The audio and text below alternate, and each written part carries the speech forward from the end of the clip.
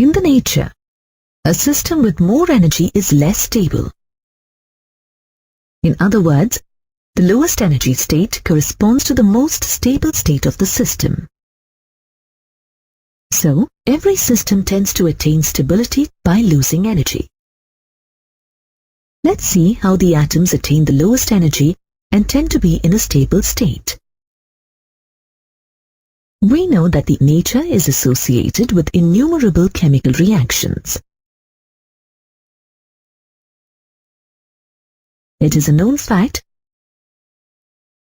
that an atom is the smallest particle that takes part in a chemical reaction. Hence, most of the elements exist in a combined state in the form of molecules. The few elements which exist independently are noble gases. This is attributed to the stable electronic configuration and the minimum energy they possess.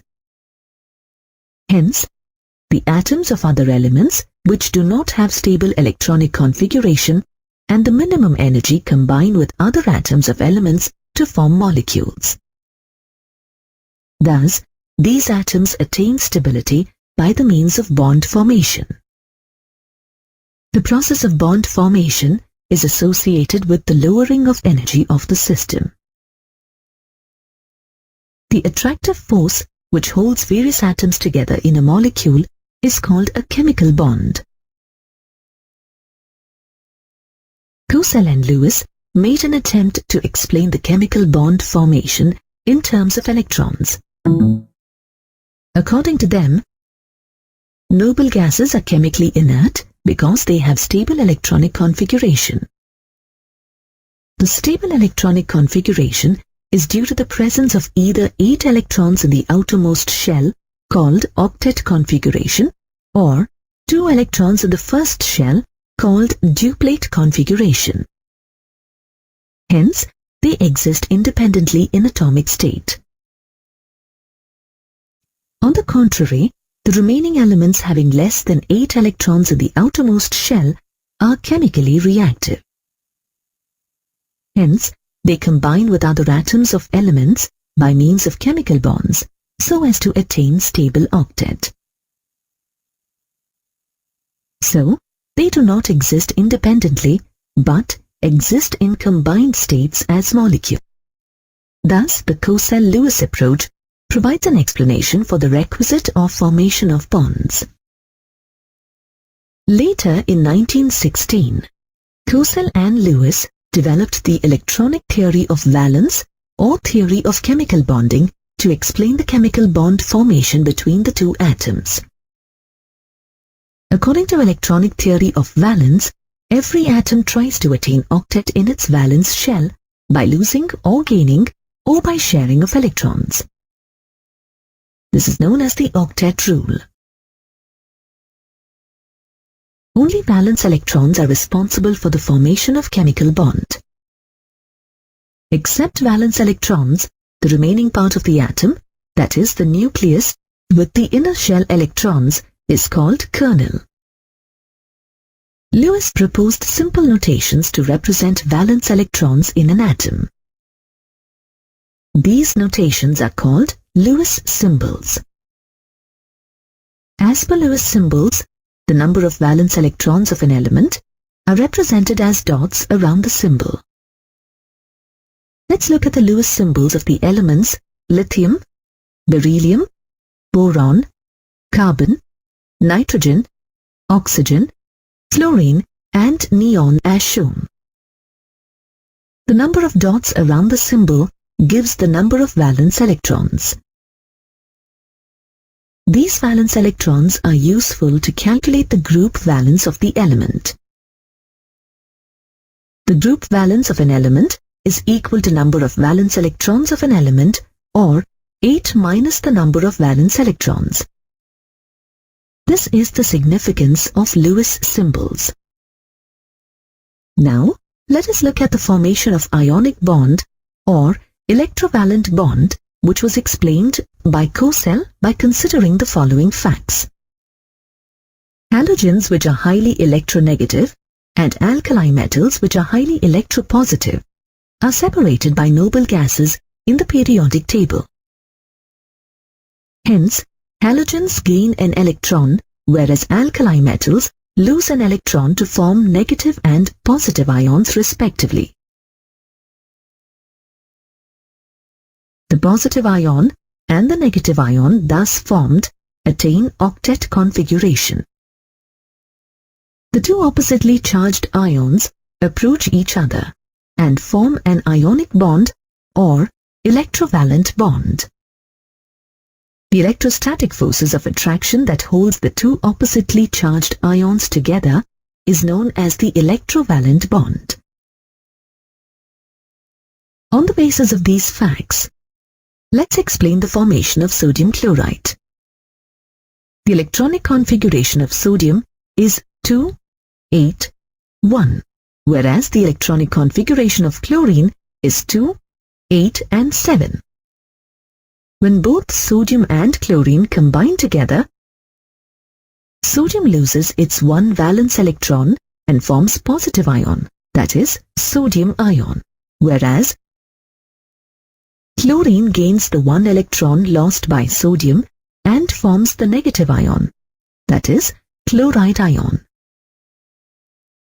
The sodium ion and the chloride ion attain the octet configuration of neon and argon respectively. These two oppositely charged ions approach each other and form sodium chloride. Due to the strong electrostatic forces of attraction between these oppositely charged ions, an ionic bond is said to be formed. Thus, sodium chloride is formed by the transfer of electrons from sodium to chlorine. The number of unit charges present on the ion is called electrovalence. In sodium chloride, sodium is assigned a positive electrovalence of 1, while chlorine is assigned a negative electrovalence of 1. Similarly, we can explain the formation of potassium chloride, calcium chloride, magnesium oxide, and other ionic compounds. On the basis of Cosell and Lewis' approach towards chemical bond, we can explain the factors that affect the formation of ionic bond. The formation of ionic bonds depends upon the following three key factors. First, the ease of formation of a cation. Second, the ease of formation of an anion. And finally, the arrangements of the positive and the negative ions in the ionic solid. Let us understand this by considering the formation of sodium chloride. In the formation of sodium chloride, sodium loses one electron and attains the configuration of its nearest noble gas, neon. The amount of energy required for the ionization of a neutral atom, which is sodium atom in this example, is called ionization enthalpy. It is always endothermic. Similarly, chlorine accepts one electron to attain the configuration of its nearest noble gas, argon. The amount of energy liberated for the gain of electrons by chlorine atom is said to be electron gain enthalpy. It is represented as delta EGH. It is defined as the enthalpy change when a gaseous atom gains an electron. Note that the electron gain enthalpy may be exothermic or endothermic. Thus, sodium forms a positive ion, that is a cation, whereas chlorine forms a negative ion, that is an anion. Due to the strong electrostatic forces of attraction between these oppositely charged ions, they are held together to form sodium chloride. Now let us understand how ionization enthalpy and electron gain enthalpy affect the formation of an ionic bond. The ease of formation of a cation depends on the magnitude of the ionization enthalpy. Lower the ionization enthalpy, easier the removal of electron, and hence greater is the ease of formation of cation. Similarly, the ease of formation of an anion depends on the magnitude of the electron gain enthalpy. More negative is the electron gain enthalpy, greater is the ease of formation of the anion. Hence, we can conclude that lower the ionization enthalpy and higher the negative value of electron gain enthalpy, greater is the ease of formation of an ionic bond. The resultant ionic compound consists of regular and orderly arrangement of oppositely charged ions in three-dimensional region, held by strong electrostatic forces of attraction. This means that each cation is surrounded by a fixed number of anions and each anion is surrounded by a fixed number of cations. In a crystal of sodium chloride, each sodium ion is surrounded by 6 chloride ions, and each chloride ion is surrounded by 6 sodium ions as shown here. The difference in the crystal structures of different ionic compounds is attributed to the size of ions, their packing arrangements, and other factors. Finally, a requisite number of oppositely charged ions combine to form a crystal lattice. This process involves the liberation of energy.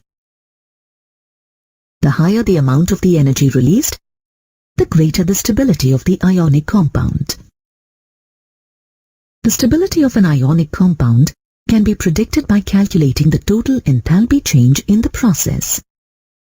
In ionic solids, the sum of the electron gain enthalpy and the ionization enthalpy may be positive. But still, the crystal structure is stabilized due to the energy released during the formation of the crystal lattice. For example, in the gaseous state, the ionization enthalpy for the formation of Na+ from sodium is plus 495.8 kJ per mole, while the electron gain enthalpy for the formation of a chlorine ion is minus 348.7 kJ per mole. The sum of the two, which is 147.1 kJ per mole, is positive. But this is compensated by the energy released during the formation of the crystal lattice of sodium chloride, which is minus 788 kJ per mole. The overall energy released is the sum of 495.8 minus 348.7 and minus 788, which results in minus 640.9 kilojoules per mole. Since energy is released in the process, it makes the crystal lattice more stable. Thus, the magnitude of energy released during the formation of crystal lattice, called lattice enthalpy, provides a measure for determination of the stability of the ionic compound. Thus, lattice enthalpy plays a vital role in the formation of ionic compounds. Lattice enthalpy of an ionic solid is defined as the energy required to completely separate 1 mole of a solid ionic compound into gaseous constituent ions. For example, the lattice enthalpy of sodium chloride is 788 kilojoules per mole. This means that the energy required for the separation of 1 mole of solid sodium chloride into 1 mole of gaseous sodium ion and 1 mole of chloride ion is 788 kilojoules per mole. Langmuir refined the Lewis postulates and introduced the term covalent bond. The bond formed by the mutual sharing of electrons between the combining atoms of the same or of different elements is called a covalent bond. During covalent bond formation, each atom tries to attain octet, that is, 8 electrons in its valence shell, or duplet, 2 electrons in the first shell. The formation of covalent molecules can be understood from the Lewis dot structures. In the Lewis dot structures, the valence electrons of all the bonded atoms of a molecule are represented by dots. The following conditions are to be satisfied for the formation of a covalent bond in a molecule. Each of the bonded atom must contribute equal number of electrons to the shared pair. A bond is said to be formed when an electron pair is shared between the bonded atoms. All the bonded atoms must attain the nearest inert gas configuration as a result of sharing of electrons. Let us understand the formation of chlorine molecule by writing Lewis dot structure. The electronic configuration of a chlorine atom is neon 3s2 3p5. It has 7 electrons in its valence shell. Hence, it needs one more electron to attain the nearest inert gas configuration of argon. Therefore, each chlorine atom contributes 1 electron for sharing, and this electron pair is shared mutually by both the chlorine atoms. This shared electron pair joins 2 chlorine atoms together in the chlorine molecule. That is, if 1 electron pair or 2 electrons are shared between 2 bonded atoms, a single bond is said to be formed. Similarly, let us look at Lewis dot structures which depict the formation of covalent bonds in methane and carbon tetrachloride. Now, let us understand the formation of the oxygen molecule by writing the Lewis dot structure. The electronic configuration of oxygen atom is helium 2s2 2p4. It has 6 electrons in its valence shell. Hence, it needs 2 more electrons to attain octet. When 2 oxygen atoms approach each other, each of the oxygen atom contributes 2 electrons for sharing. Both the oxygen atoms mutually share these 2 electron pairs and attain the nearest octet configuration of neon. As the 4 electrons in 2 electron pairs are shared between 2 oxygen atoms, the 2 oxygen atoms are said to combine by a double bond in the oxygen molecule. Similarly, we can show the formation of carbon dioxide, ethylene, C2H4 molecules by Lewis dot structures as shown. Let us understand the formation of nitrogen molecule using Lewis dot structure. The electronic configuration of nitrogen atom is helium 2s2 2p3. It has 5 electrons in its valence shell and needs 3 more electrons to attain octet. When 2 nitrogen atoms approach each other, they mutually share 3 electron pairs and attain the nearest inert gas configuration of neon. As 6 electrons, that is, 3 electron pairs are shared between 2 nitrogen atoms, the 2 nitrogen atoms are said to join by a triple bond. Similarly, we can show the formation of acetylene, C2H2, and carbon monoxide molecule by Lewis dot structures as shown.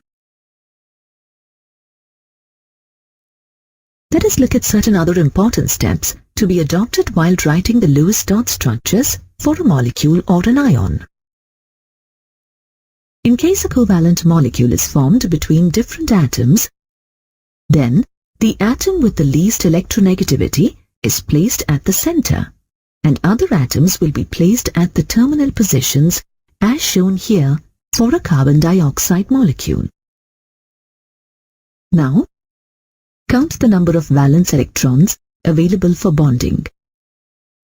In case of a molecule, count the total number of electrons present in the valence shell of all the bonded atoms. In case of ions, that is anions and cations, for each negative charge, add 1 electron to the total number of valence electrons, and for each positive charge, subtract 1 electron from the total number of valence electrons respectively.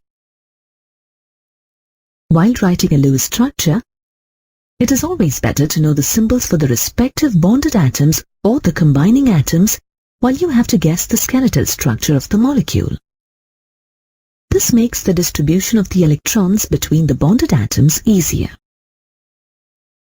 Among the valence electrons available for bonding, shared pair of electrons forms a single bond between two bonded atoms, and the remaining electron pairs present on the respective bonded atoms are either used for the formation of multiple bonds or remain as lone pairs. Finally, each atom should attain octet in its valence shell, except hydrogen, which attains the stable duplet configuration. Now let's see how to write the Lewis dot structure for carbonate ion by adopting the above-mentioned steps. First, let us calculate the total number of valence electrons in the carbonate ion shown here. The number of valence electrons in carbon is 4, whereas the number of valence electrons in oxygen is 6. As 3 oxygen atoms are present, the number of valence electrons in 3 oxygen atoms is equal to 18. As 2 negative charges are present on the carbonate ion, add 2 to the total number of valence electrons present in carbon and oxygen atoms. The total number of valence electrons here is 22. Hence, the total valence electrons in carbonate ion is 22 plus 2 equal to 24. In the carbonate ion, as carbon is less electronegative, it is placed at the center, whereas 3 oxygen atoms are placed around it at the terminal positions. The skeletal structure of carbonate ion is as shown. Now let us draw a single bond between the central carbon atom and each of the oxygen atoms. This, however, doesn't complete the octet on carbon, if the remaining 2 electrons on this oxygen remain as lone pair. Hence, a double bond between the carbon and the oxygen completes the octet. This results in the following Lewis dot structure. Now let's see how to write the Lewis dot structure for ammonium ion. First, let us calculate the total number of valence electrons. The number of valence electrons in nitrogen is 5, whereas the total number of valence electrons in 4 hydrogen atoms is 4. And as 1 positive charge is present on the ammonium ion, subtract 1 from the total number of valence electrons present in nitrogen and hydrogen respectively. That makes it 9. Hence, in the ammonium ion, the total number of valence electrons is 9 minus 1 equals 8.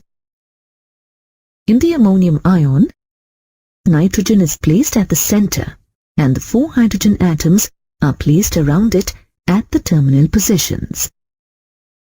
The skeletal structure of ammonium ion is as shown. When each hydrogen is bonded to nitrogen by a single bond, nitrogen attains octet and hydrogen attains duplet respectively, resulting in the shown Lewis structure.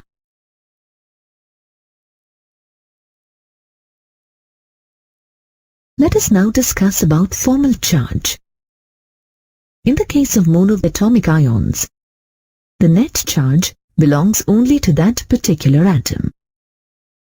For example, chloride ion oxide ion, sodium ion, magnesium ion, etc.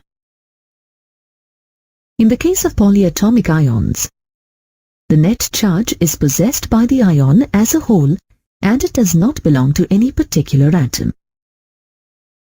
But we can assign a formal charge on each atom in the polyatomic ion. Formal charge is equal to the total number of valence electrons in the free atom minus total number of non-bonding electrons minus half of the total number of bonding electrons. While counting the electrons on the atom in a molecule, it is assumed that an atom owns 1 electron of each shared pair and 2 electrons of the lone pair. Let's calculate the formal charge on the oxygen atoms in the ozone molecule. In the ozone molecule, 3 oxygen atoms are present. Of these 3, 1 oxygen atom acts as a central atom. This is the Lewis structure of the ozone molecule. Let us number the 3 oxygen atoms as 1, 2, 3 respectively. Let us first calculate the formal charge on the first or central oxygen atom. The formal charge on it is equal to 6 minus 2 minus half multiplied by 6, which is equal to plus 1. The formal charge on the second or doubly bonded oxygen atom is 6 minus 4 minus half multiplied by 4, which is equal to 0. The formal charge on the third or single bonded carbon atom is 6 minus 6 minus half multiplied by 2, which is equal to minus 1. Remember that the formal charges do not show the real charge separation within the molecule. Formal charges are useful to predict the most stable structure among the possible Lewis dot structures of the compound. Now let's move on to limitations of Lewis theory. Though octet rule is simple, it is not applicable to all the molecules. It is mainly applicable to organic compounds and compounds formed by second period elements such as methane and water. Octet rule is not applicable for the molecules containing odd electrons. For example, there are only 7 electrons around nitrogen in nitric oxide. Octet rule is not applicable for the molecules in which the central atom has less than 8 electrons. That is, contracted octet. This is observed in the compounds or molecules in which the central atom in its elemental state possessed less than 4 electrons in its valence shell. For example, lithium in lithium chloride, boron in boron trifluoride and boron trichloride, beryllium in beryllium chloride, aluminium in aluminium chloride don't possess octet. The atoms of the elements that belong to the third period and beyond the third period possess 3d orbitals available for bonding. Hence, most of the compounds formed from them possess more than 8 electrons around their central atoms. This is called expanded octet. Hence, the octet rule is not applicable for the molecules such as phosphorus pentachloride and sulfur hexafluoride, etc. In phosphorus pentachloride, phosphorus, the central atom has 10 electrons in its valence shell. In sulfur hexafluoride, sulfur is the central atom and it has 12 electrons in its valence shell. We know that each atom gets stability due to octet in its valence shell.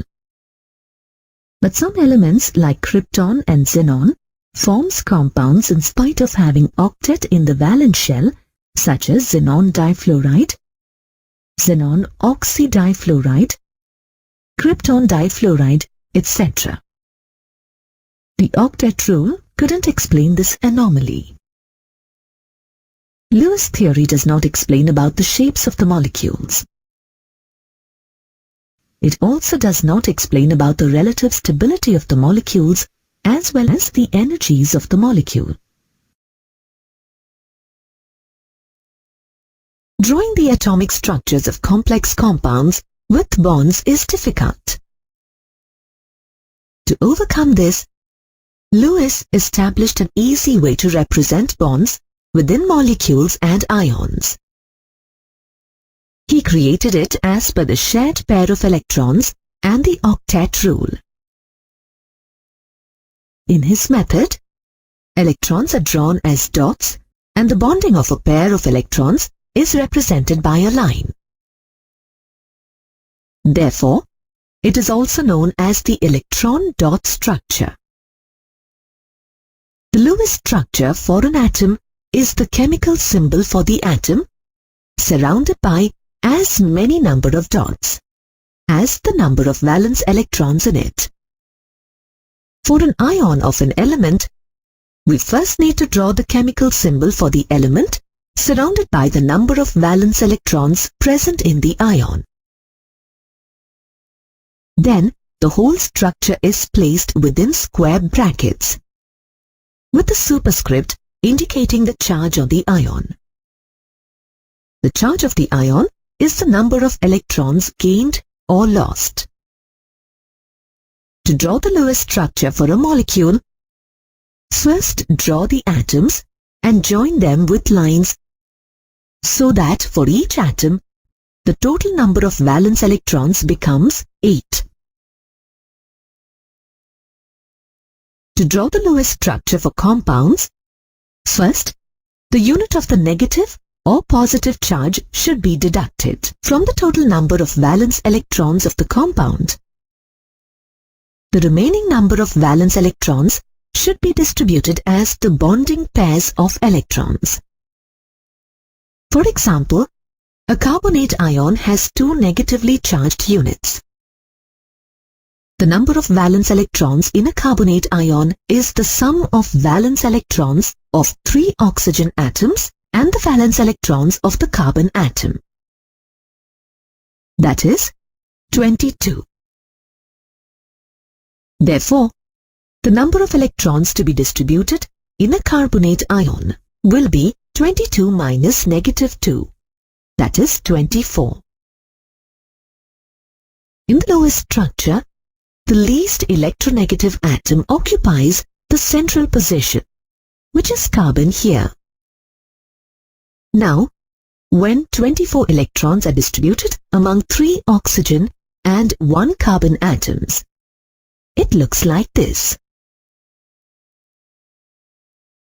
After assigning electrons, the remaining electrons are utilized for multiple bonds or remain as lone pairs. We will replace each pair of bonded electrons with a line. Notice that the total number of valence electrons becomes 8 for each atom.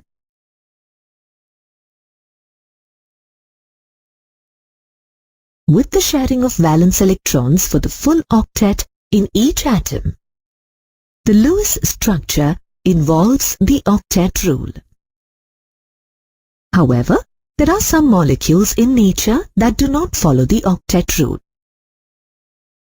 In some molecules, the number of electrons surrounding the central atom is less than 8. For example, beryllium hydride and boron trichloride have 2 and 3 pairs of electrons respectively surrounding the central atom. In molecules with an odd number of electrons, such as nitric oxide, the octet rule is not satisfied. The octet rule also does not apply to the molecules with expanded octets. Though the octet rule is based on the inertness of noble gases, some noble gases such as xenon and krypton react with other elements and form compounds. The octet theory also does not explain the shapes of molecules and energies of orbitals. However, the molecules that do not follow the octet rule can still be represented by the Lewis electron dot structure. Therefore, though the Lewis structure involves the octet rule, it is not limited to the octet rule. However, in case of polyatomic molecules, there can be more than one possible Lewis structures for a molecule.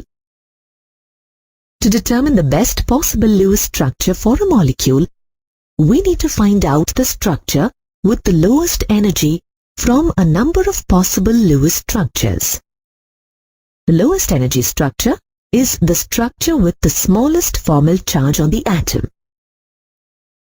Formal charge is the charge assigned to an atom in a molecule, assuming that electrons are shared equally between atoms in a chemical bond. For the correct Lewis structure, it should be other than 0. The formal charge can be expressed as the difference between the number of electrons present in that atom in its isolated state and the number of electrons assigned to the atom in the Lewis structure.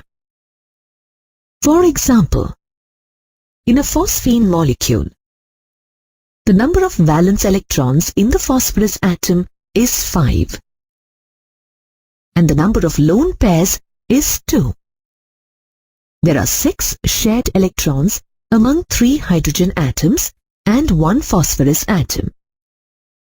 Therefore, the formal charge is 5 minus 2, minus half of 6, which is 3. This gives us the formal charge as 0. The Lewis structure and formal charges are applicable only to the molecules formed by covalent bonding. Let's understand what a covalent bond is. In 1919, with the help of Lewis postulates, Langmuir brought in the term covalent bond to define a bonding pattern where the electrons are not transferred. In covalent bonding, atoms share electrons so that the number of valence electrons in each atom becomes 8. For hydrogen, it is 2. Here, the nuclei of both the atoms keep attracting the shared electrons and do not give away any electron completely, unlike ionic bonding.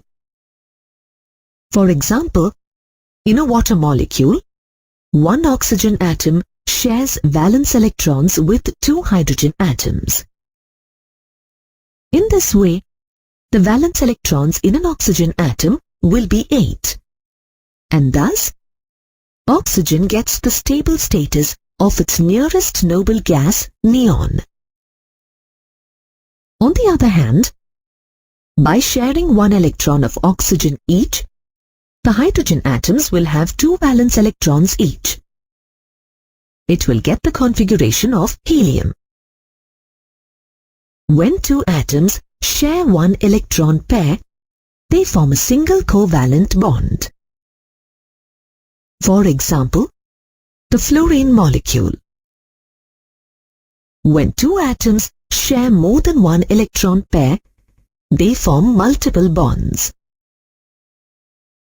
In the ethylene molecule, the 2 carbon atoms share 2 pairs of electrons and a double bond is formed between the 2 atoms. Nitrogen molecules form triple bonds.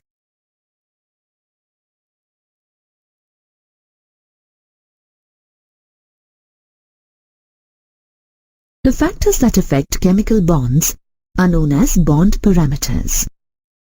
Some such factors are bond length, bond order, bond angle, and bond enthalpy. Let's look at each of these factors. Bond length is the distance between the nuclei of the atoms that are bonded together. It is directly related to the radius of each atom in the bonded pair. In a covalent bond, the radius of each atom forming the bond is called the covalent radius of the atom. In a molecule containing similar atoms, the size of the atoms is the same. Hence, their radii will be the same. In such cases, the covalent radius is half the internuclear distance between the bonded atoms. Another type of radii between atoms is the van der Waals radius. It was calculated by van der Waals and provides the overall size of an atom, including its non-bounded valence shell. It is given as half the distance between two similar atoms in separate molecules in a solid. Some of the methods used to measure bond lengths are spectroscopy, X-ray diffraction, and electron diffraction. The bond length between carbon atoms in an ethane molecule is calculated to be 1.54 angstrom units. The carbon-to-carbon bond length in ethylene is 1.33 angstrom units, while in acetylene it is 1.20 angstrom units. This difference in bond length leads us to our next parameter, bond order. The number of chemical bonds between a pair of atoms in a molecule is called the bond order of the molecule.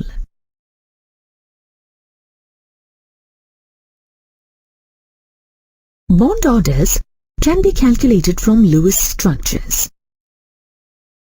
For example, in ethane, two carbon atoms share one pair of electrons. Therefore, the bond order is said to be 1. In ethylene, two carbon atoms share two pairs of electrons. Therefore, the bond order is said to be 2. And in acetylene, two carbon atoms share 3 pairs of electrons. Therefore, the bond order is said to be 3. Now, if you observe the bond order and the bond length of these molecules together, you will notice that they are inversely proportional to each other. This is because as the number of shared pairs of electron goes on increasing, the distance between the two nuclei forming the bonds goes on decreasing. From the Lewis dot structure, we get the sequence of atoms in a molecule. But what about its structure? For this, we need to look at the next bond parameter, bond angle. It helps us create a three-dimensional structure of the molecule around the central atom. In a molecule, the angle between the orbitals present around the central atom is called the bond angle. In a methane molecule, there are 1 carbon and 4 hydrogen atoms. The bond angle of methane is 109 degrees and 28 minutes. It means that the angle between any two bonds that are formed between a carbon atom and the hydrogen atoms is 109 degrees and 28 minutes.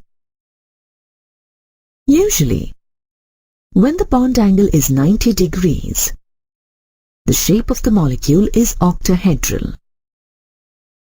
When the bond angle is 180 degrees, the shape of the molecule is linear.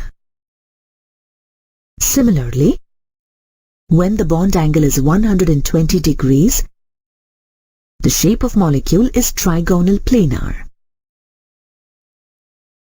Bond angles are measured using spectroscopic methods. Another bond parameter, bond enthalpy, is defined as the amount of energy required to break one chemical bond between two gaseous atoms in a molecule. It is expressed in kilojoules per mole. For example, the energy required to break the bond between the two atoms of a hydrogen molecule is 435.8 kilojoules per mole. When a molecule is made of more than two atoms, it consists of more than one bond. In such cases, the bond enthalpy for each bond may be different. Hence, the average of all the bond enthalpies is taken as the bond enthalpy of that molecule. Bond enthalpy is inversely proportional to bond length. This means the shorter a bond between two atoms, the more energy it takes to break it.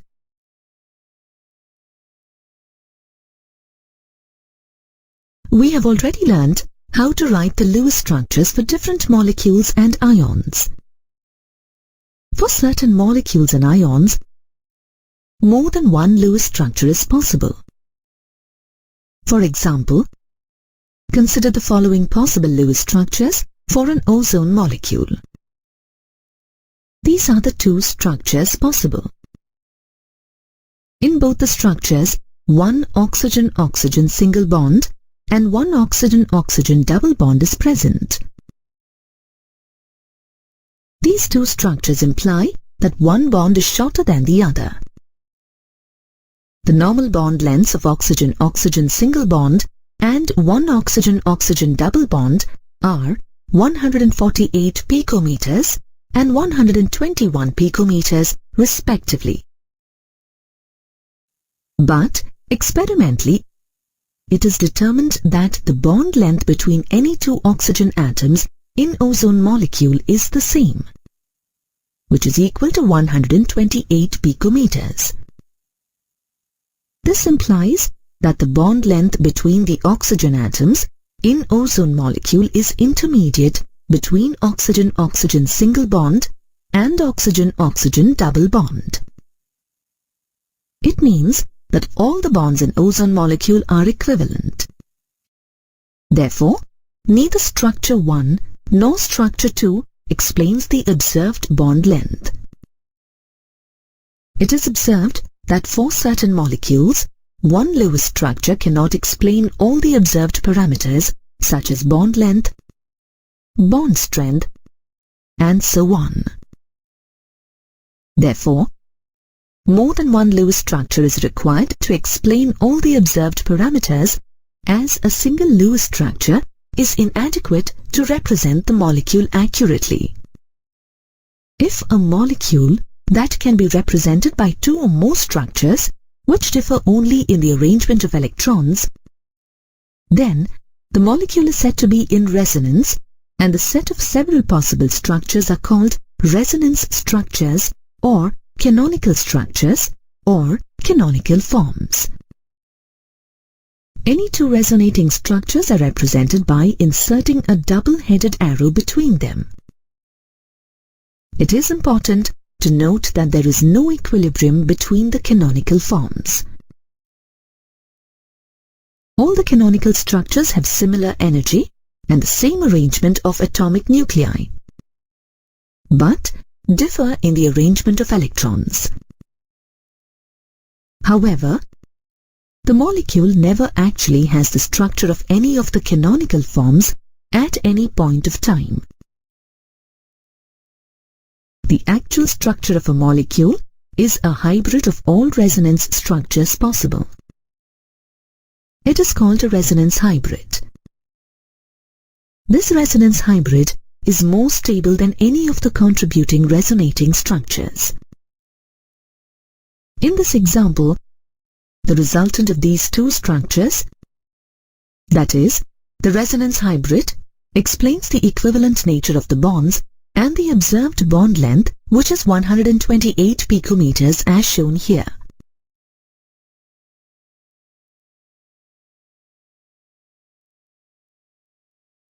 Let us reinforce this concept by considering the possible Lewis structures of a carbon dioxide molecule and polyatomic nitrate ion respectively. We can represent a carbon dioxide molecule by the three following Lewis structures. None of the single structures explain the observed carbon to oxygen bond length, which is 115 picometers. The magnitude of this bond length is found to be intermediate between the bond lengths of a normal carbon to oxygen double bond, which is 121 picometers, and carbon to oxygen triple bond, which is 110 picometers. Hence, the resonance hybrid of these structures, as shown here, explains the experimentally determined bond length. Similarly, we can represent the nitrate ion by the three following Lewis structures. In each structure, there is one nitrogen-oxygen double bond and two nitrogen-oxygen single bonds. However, experimental studies reveal that all nitrogen and oxygen bonds are found to be equivalent. Hence, the resonance hybrid of these three structures depicts the equivalent nature of nitrogen-oxygen bonds. Therefore, the nitrate ion is best described as a resonance hybrid of the three possible canonical forms as shown here. Thus, we can conclude that resonance stabilizes the molecule as the energy of the resonance hybrid is less than any of the canonical structures. Also, a molecule can have only a single structure, that is, the resonance hybrid of all the canonical forms.